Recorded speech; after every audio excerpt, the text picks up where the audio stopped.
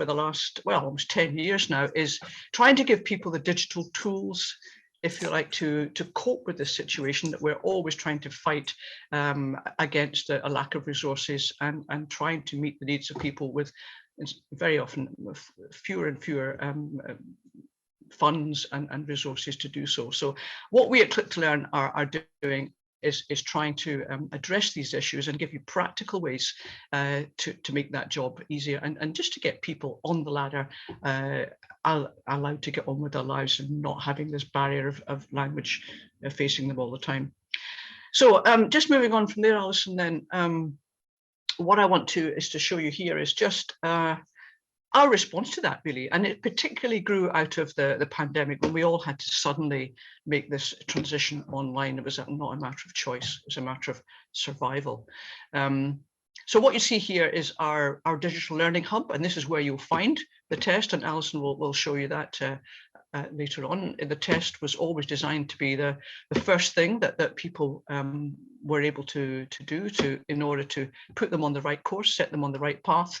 And of course, all of those of you involved in FE will be familiar with the whole idea of the placement test to get people into the right class at the beginning of their journey. So the Digital Learning Hub has a huge amount of content on it, including the diagnostic testing and including our 2 core products for beginners and for intermediate students. It's all, as you see there, accessible on a mobile phone, so you can do the test on a mobile phone and you can mark it on a mobile phone. I've had people marking the test on a beach in Australia, so there is no restriction to where and when it can be done. And then in addition, because there's a lot of back end, if you like, to this system here, it's not just content, you get a lot of information about what your students are doing, not just test results, but how they're interacting with the material, with the digital learning that we have on the hub, and you'll get weekly reports about their progress. So it's really just to put it in the context of what we do as a company, as well as what we're trying to do as part of our social responsibility, if you like, to make this situation better for the people that we live amongst. So just to give you some examples of that, we have here some students, some adult students that we've worked with locally, particularly during the pandemic. We were able to give them the ability to carry on learning.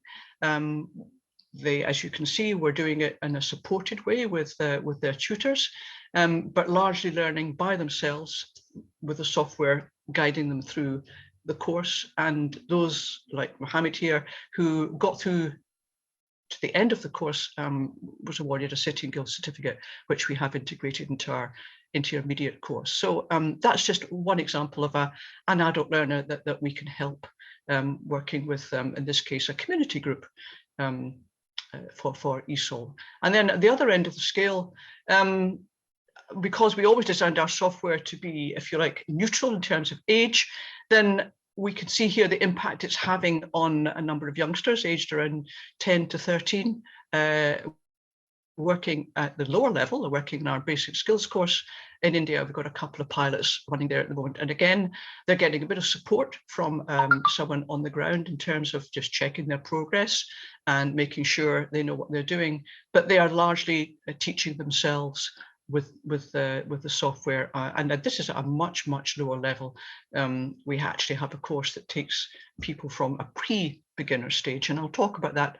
Alison will show you how that is fed through into the test that we've developed for all levels, including those who would not reach the first scale of the CEFR, the Common European Framework.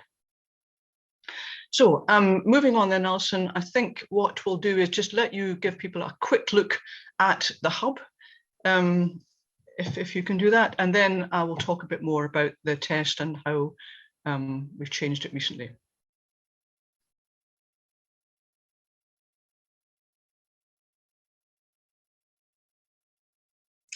Thank you, Anne. Sorry, I was muted there. So this really is for attendees today that you have no knowledge of the hub. I'm just going to provide you with a little bit of context on how the Digital Learning Hub works. So it's a browser-based system. users log in, tutors log in with their email and their password and can log into the Digital Learning Hub from a computer or, as Anne said, from a mobile phone or a tablet. Now I'm using my administrator's login at the moment. So I have a fully loaded Digital Learning Hub. I've got the beginner course, Journey to Basic Skills here. I've got the intermediate, Journey to English, and I've got a new course for healthcare professionals as well, the OET course. So it's just to kind of give you a flavour for the type of things that are in the hub at the moment. We've got the assessments, which we're going to go into in more detail after Anne's given you the background to the tests. And we've also got additional learning material as well that's updated on a regular basis. So we've got things like a grammar guide that's always there for students to refer to at any point. We also have the DLA's videos. So there's lots of videos in there that can be used, and all of those come with teachers' learning packs. They come with full lesson plans that can be used with the videos. So there's lots of resources in the Digital Learning Hub, grammar games, comic strips and animations. And everything is accessed through the Digital Learning Hub. So for a user who was at the beginner level, they wouldn't necessarily have to see all the content that's here. You might want them just to see the one course, Journey to Basic Skills. They would simply click start and they'd be able to progress with this course, following through on the activities and an activity by activity, a module by module basis until they moved from pre-beginner, A0 level into A1 and so on. So everything's accessed through the Digital Learning Hub and the main dashboard. And I'm not going to go into each of the courses in this particular webinar because that would take a bit of time, and we really just wanted to focus on the test today. But I just wanted to point out some other features of the Digital Learning Hub. We have the blended learning tools. So we have chat functionality that can be used for tutors to speak to their students. We have a notebook facility as well, where teachers and students can leave notes and the tutors can mark the notes. They can leave voice comments as well to their students, and that can be very useful in terms of allowing students to practice their writing skills. And we also have the audio recorder that works in the same way. It's a really useful tool to allow people to practice their speaking skills, and all of that again can be used for evidence for learners. So there's also organisational reports and things like that as well, so that the moderators and administrators or tutors as a whole can see all their students in one place and how they're progressing through the course. But I'll come back to the reports because we're going to show you those during the assessments. So that just gives you a little bit of a feel. If you haven't seen the Digital Learning Hub before, it gives you a little bit of a feel for what's involved and the type of courses that we have and the type of tools that we have. So now, Anne, I'm just going to jump back into the presentation so that you can speak a little bit about the tests themselves, if that's okay. Yes, that's fine. Thanks very much, Alison. And just before we leave the Digital Learning Hub, you may or may not know that it has been nominated for Pandemic Digital Innovation of the Year as one of the top 100 tech products that has come out over the pandemic. So if you feel like giving us a vote, then we'd be delighted to accept that, right, on the DL 100. Okay.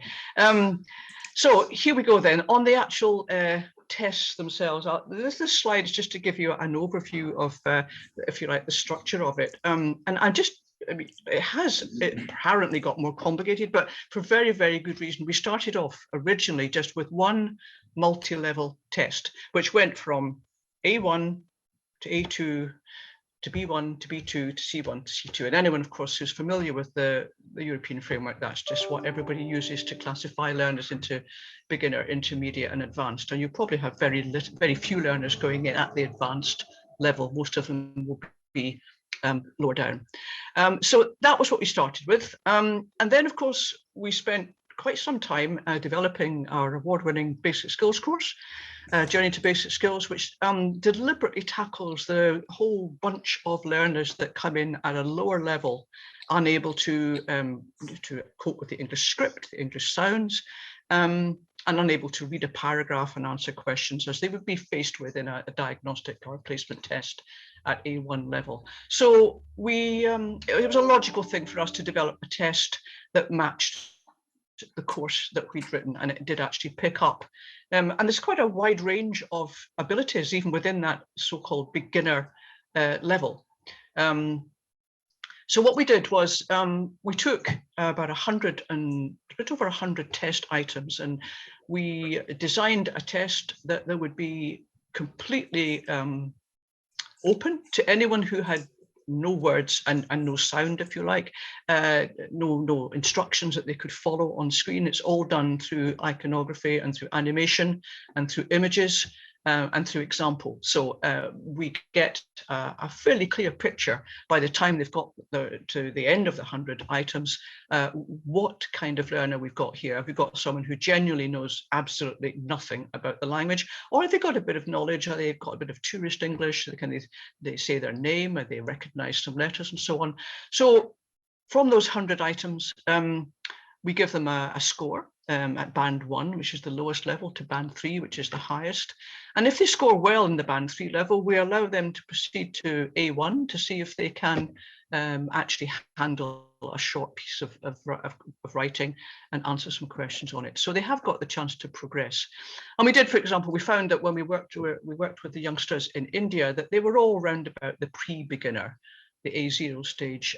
Some of them, most of them, into the band 2 and band 3, and occasionally 1 or 2 would creep up into A1 and even into A2. So it was very definite, for like, justification of having a test at that level. And we've matched it to the global scale of English, the Pearson global scale of English. So it does cover the kind of things that particular test, or if you like, or a way of classifying learners, how that works. So that's just to give you a little bit of insight into something that you probably won't find in any other placement test. So rather than having a student turning up with just a beginner label on them, you'll know exactly, within the pre-beginner level where they sit and whether they're on A1 or A2. So having decided to move away from the one big test, and clearly it would have been intensely frustrating for somebody at the more advanced level to have to plow through all this really basic stuff, we split it into the 3 obvious sections. So there's the beginner, and there's the intermediate, and there's the advanced. And most students tend to know what they are, roughly. And the intermediate one will just distinguish between B1 and B2, and the advanced between C1 and C2. So that's the overall rationale, if you like, for the type of test that we've developed. What we've then done is split it further, if you like, into 2 different types of test. One which is auto-marked, and that is common, of course, to the reading and the listening.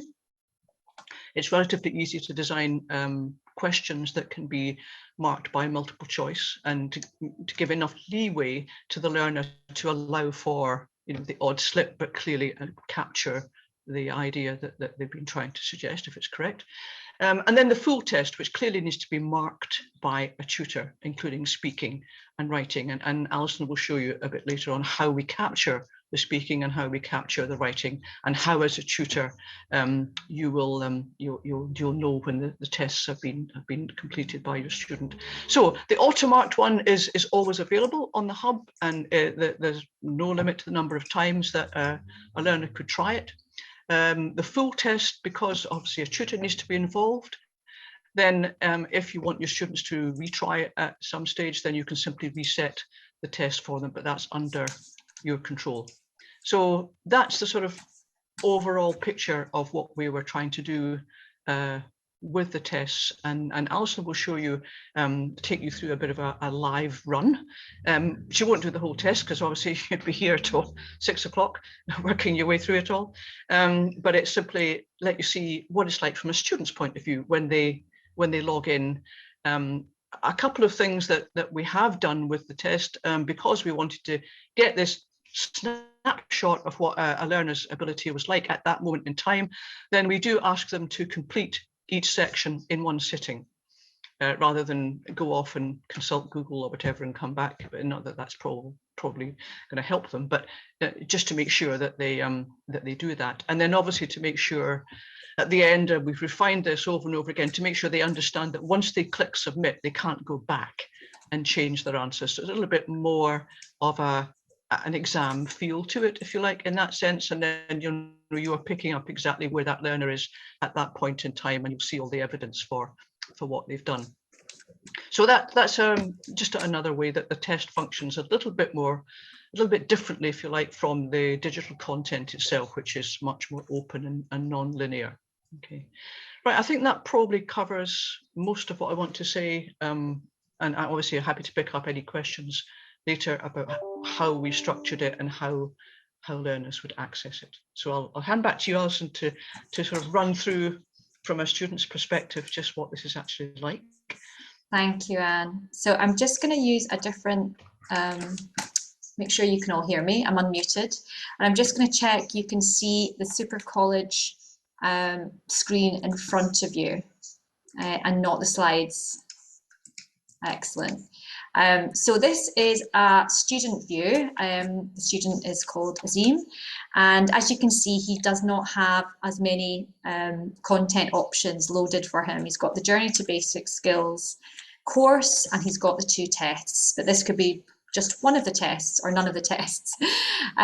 So what I wanted to do was just start actually, before I go into the beginner test, is actually show you what it would look like when Azim has completed his test. So I'm actually jumping into the report section.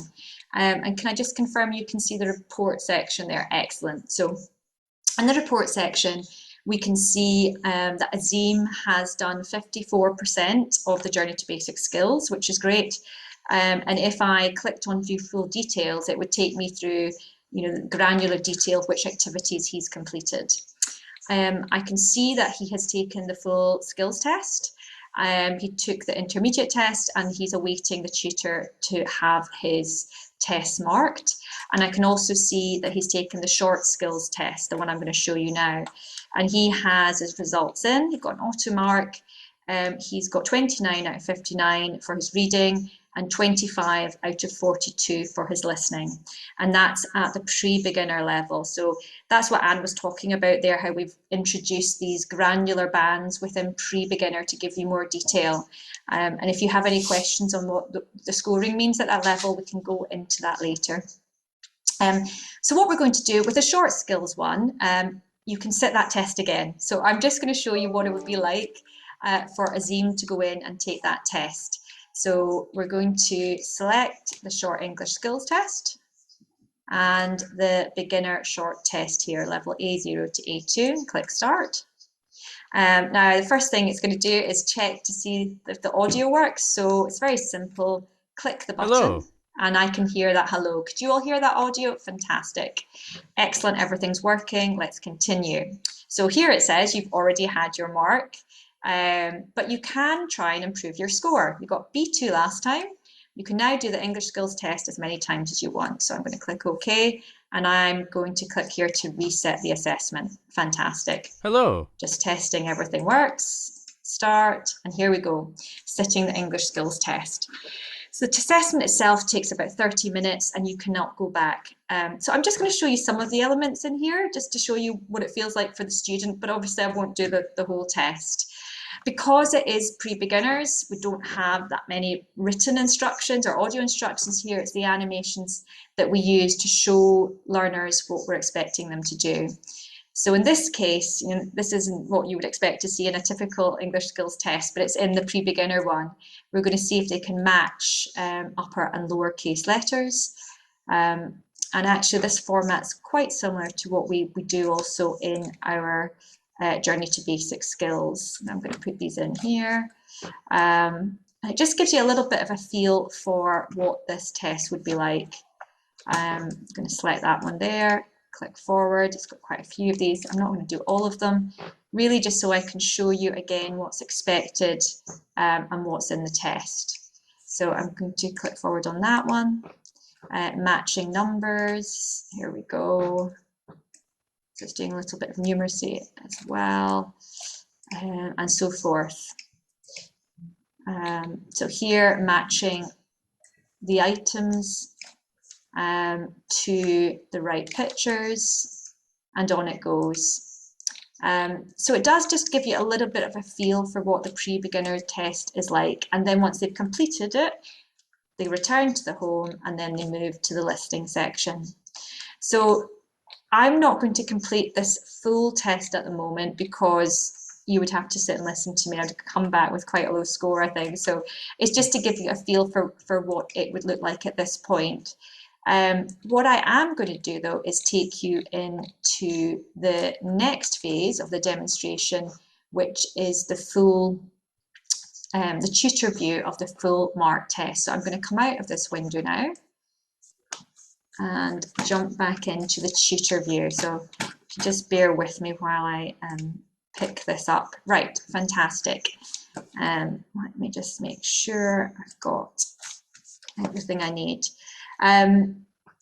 So for the full English skills test, the first things that you'll see as a tutor when you go into your organisation, this is our demo account here, Super College.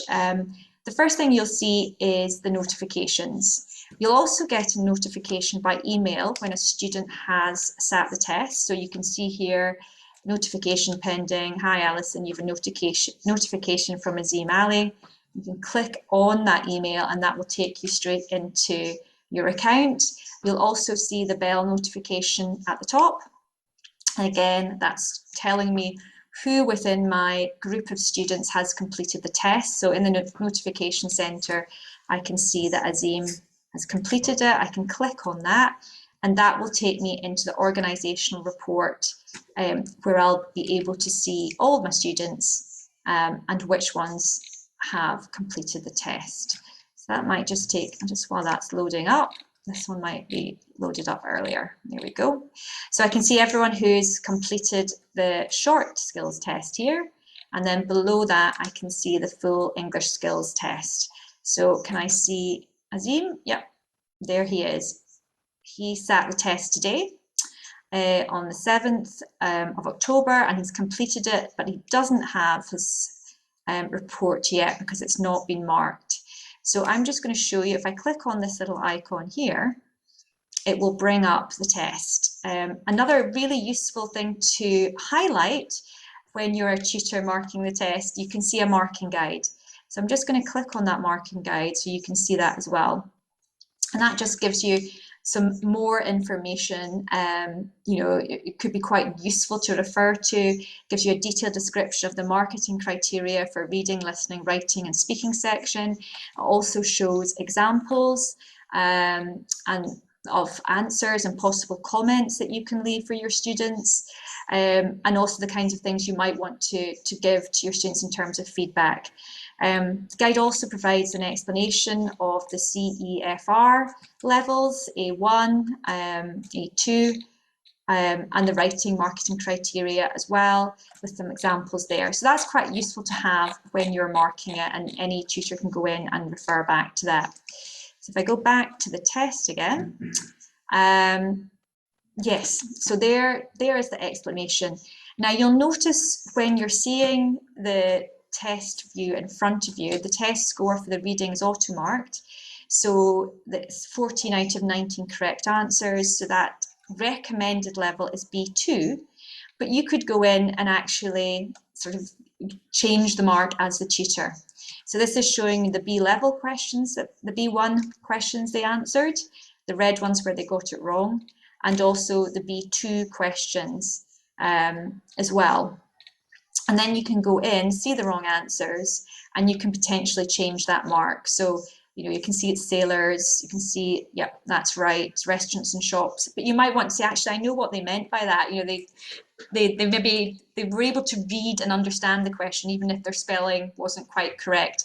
And you can go in and change that section's mark. So in this case, I'm going to give a B2 and just save that element there. So this allows you to potentially overwrite any of the auto-marked grades for the full test. Again, you can see on the writing, you can see what is written. It looks pretty good to me, but I'm not a tutor.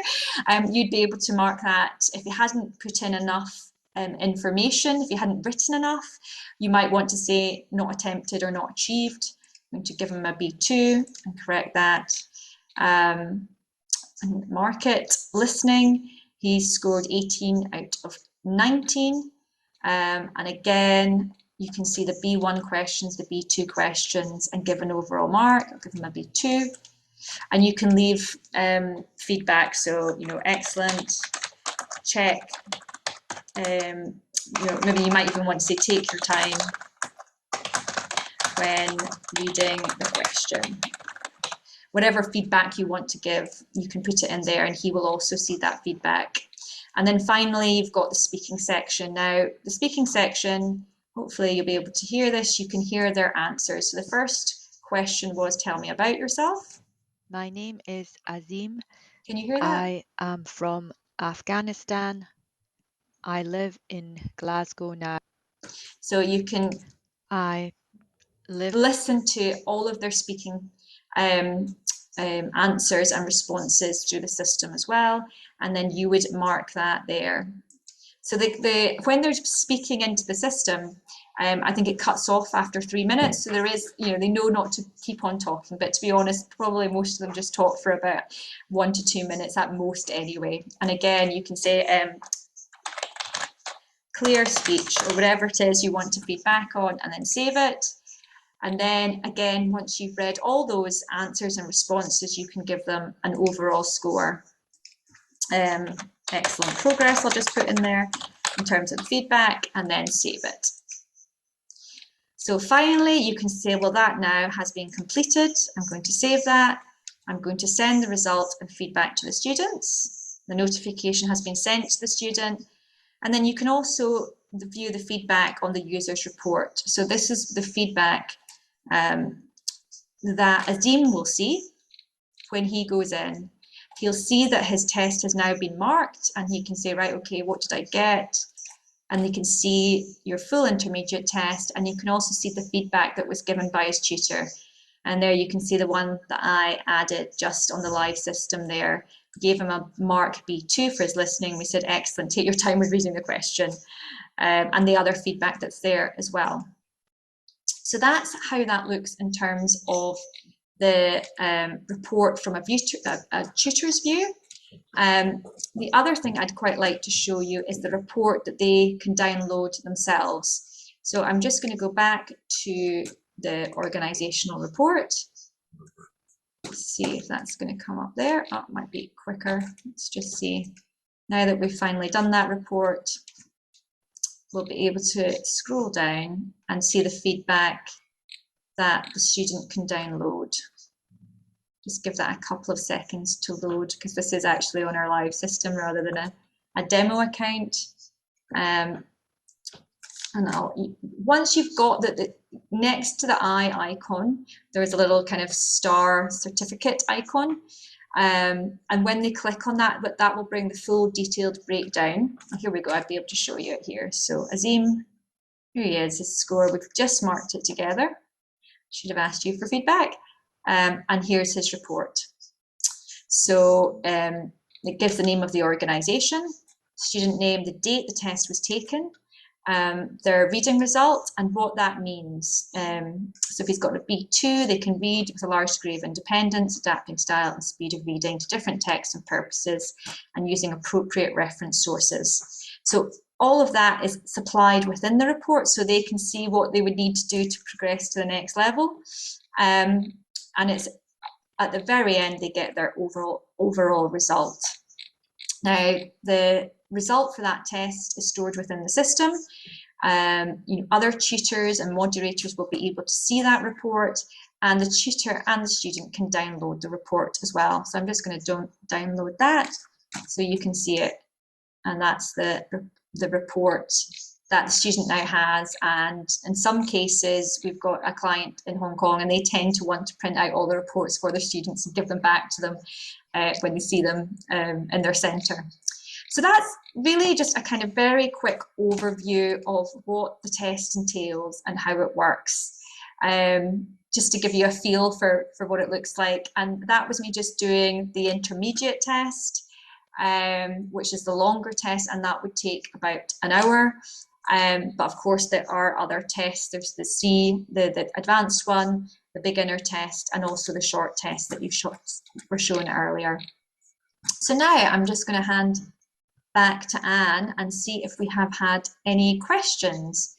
So I'll just go back into this section here. And it might be, just while you're thinking about some questions, it might be worth just having a quick look at the scoring, Anne. Yes, thank you very much, Alison. That was really, really clear, and I think I should have followed that very well. So yes, it was really just to give you a little bit of an insight into the actual scoring mechanism of the A0 section. As I say, there was 101 items actually, and we simply divide that more or less equally into thirds to get the band that we could assign to a student at that level. What you would then do if they were a band 3 student and they were then able to proceed to the A1 test and get a score in that, assuming they did even answer any of the questions, then that score would be added to their listening score and their reading score for their final report. So they would be able to give you a total picture of what they were able to do at the beginner level.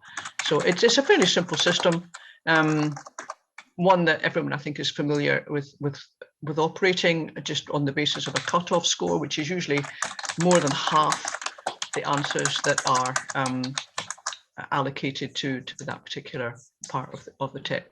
And obviously when it comes to the writing and the speaking, then clearly we're looking here at extended pieces of text or extended pieces of audio of speaking, which are entirely down to the tutor to mark on the basis of what they normally do in terms of placement tests. And I say the marking guidelines are there to help as well. So that's really just of how we integrate the idea of a numerical score that we allocate to the beginner or pre-beginner level, and the CEFR levels, which operate along the lines that we're familiar with A1 to C2. So any further questions on the mechanics of it, or any of the operational issues, or any of the advantages? So obviously, one of the obvious advantages is the flexibility and the fact that you're not asking students to turn up at a particular place, a particular time, or in a tutor. It does also to help to standardize. You can cross-reference and cross-mark with different tutors to make sure your standards are being upheld, and it just gives you a permanent record of what that student can do from month to month and from year to year. So it does save all the bits of paper that sometimes have a tendency to get lost around the system. It's a good presentation, Alison, that everybody's managed to absorb everything very, very quickly and easily. Oh, so that's. I've got Nicola has got her hand up. Nicola, can you hear us? Yes, hi. Hi. I just wanted to ask, I think the ideal would be to access the whole course as well as the test, but is there an option to access just the tests without including the learning packages as well? Yes. Short answer is yes. There we go. That was quick. Easy question and an easy answer. Yes, we have the ability, as Alison mentioned at the beginning, to simply add in or delete any of the items on the hub that you are not relevant to you. And if you simply want to do the test, then that's fine. That's all you'll see. You'll have obviously the option of the short test and the full test. And in most cases, if people are looking to place a student, then they're looking at the full test. They're looking to see what their speaking and writing ability is, as well as their reading and listening. There's obviously much more scope for a student to slip through the net, if you like, with a bit of auto marking, whereas you can really get a feel for what they're like if they start writing and speaking as well. Yeah. So yeah, yes, you can absolutely still have that by itself. Great, thank you. Nicola, if it's okay with you, I'll drop you an email after this webinar. Fantastic. Yep. That'd be great. Thank you. No problem. Thank you, Nicola. We've got a couple of other questions as well, actually, that have just come in. How many colleges or community CLD providers are using the tests? Well, to be honest, that's also an easy, very, very easy question to answer, because we only launched this about, well, a month ago, maximum, not even that. We have, as I say, totally revamped what we started with. And the addition of the A0 test was quite and certainly a new feature for us. And so what you've seen this afternoon is almost brand new out the box and ready to go. Although previously, then we have used our multi-level test without the A0 section in colleges and also overseas as well in other contexts where people just wanted a quick snapshot of possibly an employee's language skills before they started a job.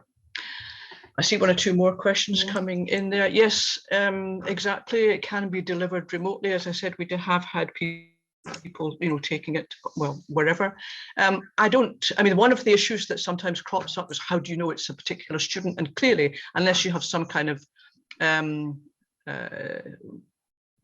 particularly for sophisticated software on the system to try and identify students from their iris or photographs or whatever, then we don't do that. It's clearly in terms of flexibility is something you can do, but in terms of the ID of the student, then there's no value in cheating here. They're not being given an award. It's not a test in the sense of giving them a certificate that they can then get a job with or whatever.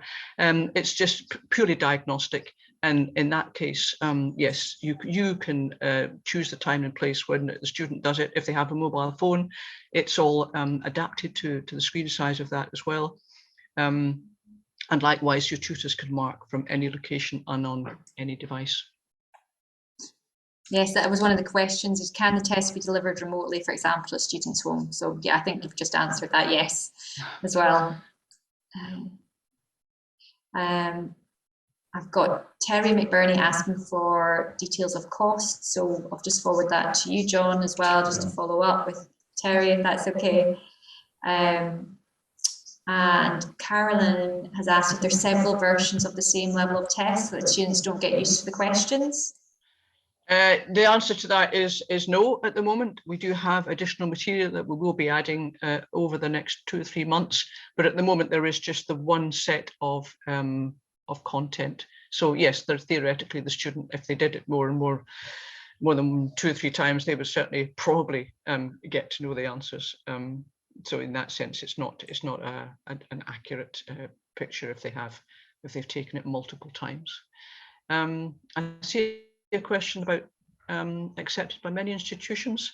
Well, as I say, this is not not designed to give people entry into a particular course or employment. It's simply a way of assessing a student's ability at a particular point in time. So it has no value in the sense of being an award at a particular level. And unlike, of course, completion of our intermediate course, which does have the weight of a City and Guild certificate behind it. So it really is something that has been generally accepted as it's been tested at the levels that we say it's at, but it's not something that would get you into a university, for example. It's not intended to be that kind of test at all. It's really almost more like a test for assessment purposes. For assessment is for learning type of test, so you can see where the student is at this point and where then you need to take them on their learning journey. So that's as much as anything for the tutor's insight into where that student should be placed. And if I can just come in on a couple of use cases as well that has preceded us developing this excellent product. So as you rightly said, Anne, internationally we are seeing a lot of workforce labour platforms that are maybe moving resources from India, Pakistan, Bangladesh, and over to the UAE. And we're talking about thousands of workforce candidates per month. And the recruitment agencies, the HR departments, they're having to quickly be able to assess the English proficiency of this workforce, this huge workforce, in order to allocate them to the correct positions based upon their English proficiency, or indeed to the correct ESOL learning courses based upon the proficiency that the test is grading them against. So as much as anything, it's a hugely efficient way of HR teams being able to assess the learning needs of the workforce, or indeed the proficiency levels, in order to move them into the most appropriate jobs. We're also, delivering this for a large international corporation in the ASEAN region as well. And again, this underpins professional development plans, soft skills that the large organisation wishes to provide for its workforce. What it doesn't want to provide is meaningless tests, convoluted experiences. It just wants to get a snapshot that's accurate in order to provide the right ESOL training and then vocational training. So there's very much a practical element behind this test. And I think the team have done a great job pulling it together. Thanks, John. I see one or two questions coming up about standardisation, and I think that was obviously one of our aims, objectives in developing this, because clearly when you are doing it in a physical environment with different tutors and different locations and different contexts, then there is a much greater potential for things becoming quite diverse.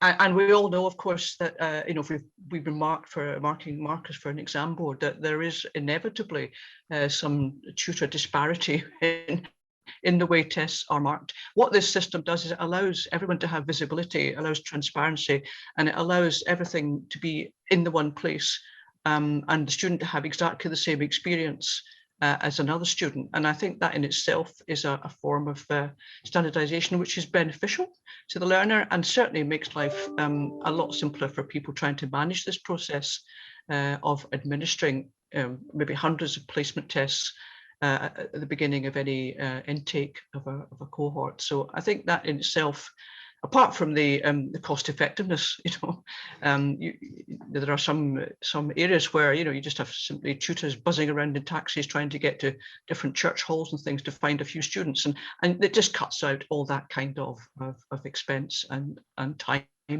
and allows that to everyone to have access to the same resources. And that is one of the reasons that I think it's quite a useful tool that only technology can provide.